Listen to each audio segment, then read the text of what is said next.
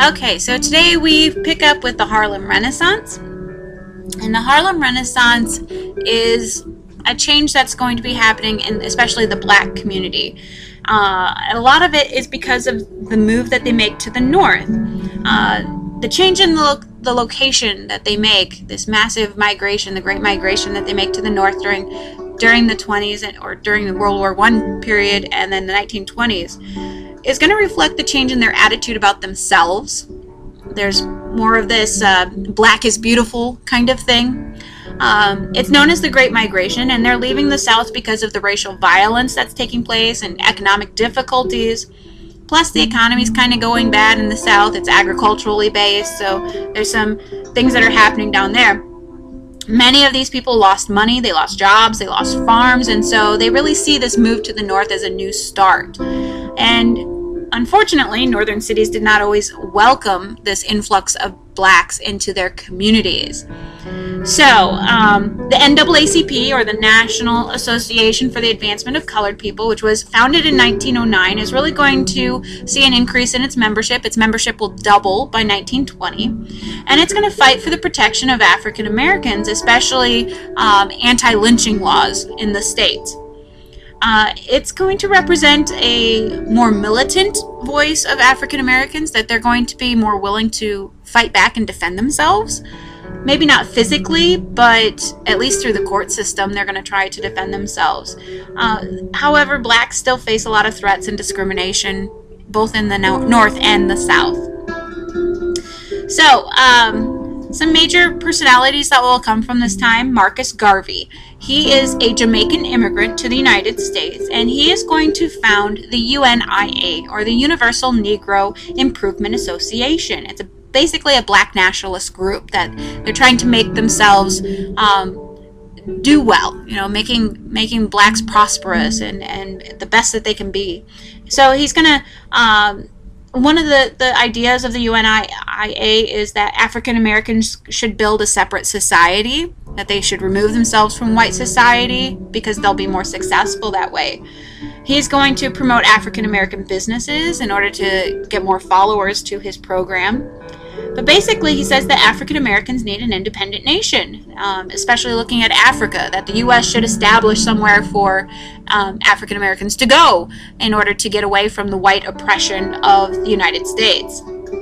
Now, his ideas were appealing to a lot of people, but support is going to decline because he gets convicted of mail fraud and is jailed and ultimately deported.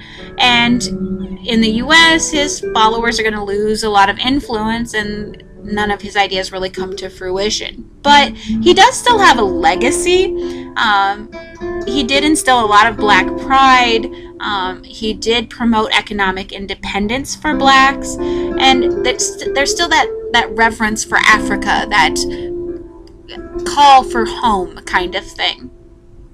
So that's kind of the background of what's going to lead into the Harlem Renaissance. Now, the Harlem Renaissance takes place in New York. In the 1920s, Harlem is a ghetto district or an urban community of New York. It's the world's largest black urban community, and it was made up of blacks from the South and from the West Indies and Cuba and Haiti and Puerto Rico, and they are suffering from overcrowding and unemployment and poverty. And because of this, they go through sort of this renaissance or rebirth, where they're trying to revitalize their community, and they do that through art and literature, dance, music, all kinds of stuff. So African American writers, typically the African American writers of the Harlem Renaissance came from the middle class. They tended to have a pretty good education, and so they are going to celebrate African heritage and African folklore, but a lot of times they're writing about being black in a white world. And so you have authors like Claude McKay. And Claude McKay was a poet, and he's also a Jamaican immigrant. But he talks about resisting prejudice and discrimination, and he tends to get very vocal about, fighting back, not just sitting and taking the abuse. Langston Hughes is also a poet, and he was born in Missouri. And in his poetry and his writings, he's going to talk about just how difficult it was every day for the working class African American, of what kinds of things that they're being told to do or how they're treated on a daily basis. So that brings more attention to that. Zora Neale Hurston is a woman writer from this time, and she's going to portray the lives of poor Southern blacks who didn't have a whole lot of education. For the most part, these writers, they do a good job, but they do fail to show some of the real problems of Harlem, that there's a high mortality rate, there's a lot of neglect, unemployment problems are going on, so they're really not showing what's truly happening in Harlem. They're talking about discrimination and all that kind of stuff, but they're not talking about what's actually happening around them. African American performers will also see some changes taking place. Shuffle Along is going to be a black musical comedy that starred only blacks, which was a huge thing, because typically if there was a black person being portrayed in a musical or on stage, it was a white person in black makeup. It's called blackface. And so actually having black performers performing black roles was a huge innovation. It was a big deal. And so this Shuffle Along musical comedy, its songs are going to win a lot of popularity among white audiences. Several of the singers from the musical win a lot of fame. And so blacks begin entering stage performances and winning a lot of applause and audiences for themselves. And that's going to lead us, or that also helps with the development of African Americans and jazz.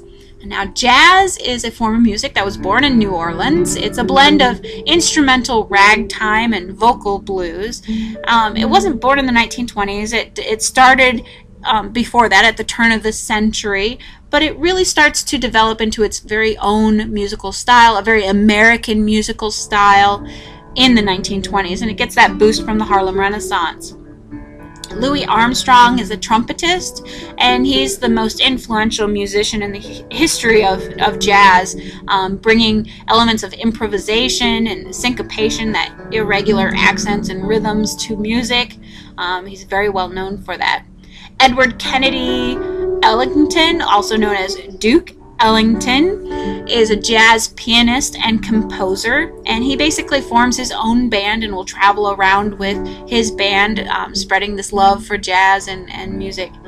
Bessie Smith is a blues singer, and she actually becomes the highest paid black artist in the world in 1927, which says a lot, because in 1927 other places in the world were not nearly as discriminatory towards blacks as the United States. So she is the highest paid black artist in the world.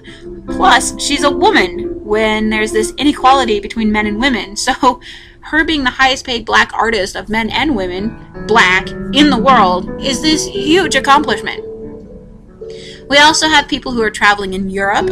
Josephine Baker is a dancer, a singer, a comedian. She's kind of a jack of all trades. She does all kinds of stuff. But in World War II, she's still in Europe when World War II breaks out, and she volunteers with the Red Cross. She also spies for the French underground. So, like I said, she does a lot of different things. But she makes a name for herself in Europe as well. And like I said, a lot of other countries treat their African populations better than we do, and so not really surprised that many of them do eventually travel to Europe. They get better acclaim, they get better pay, they get better treatment, all kinds of stuff.